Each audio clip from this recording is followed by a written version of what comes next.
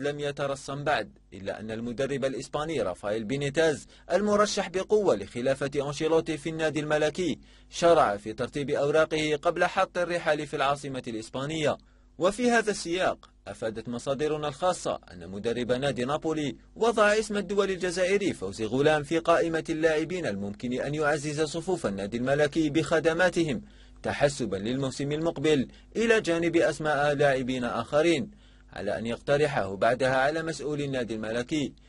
خصوصا بعدما أثبت الظهير الأيسر الجزائري علو كعبه في المستوى العالي عقب اختياره أفضل ظهير أيسر في منافسة أوروبا ليج من قبل الاتحاد الأوروبي لكرة القدم. ومعلوم أن بينيتاز يضع ثقة كبيرة في المدافع السابق لنادي سانتيتيان الذي يعتمد عليه باستمرار في التشكيلة الأساسية لنادي نابولي، بدليل أن غولام كان الموسم الماضي ثاني أكثر اللاعبين مشاركة مع النادي الإيطالي بعد الحارس رينا، كما أنه حقق هذا الموسم أرقاما جيدة بعدما سجل مشاركته بانتظام.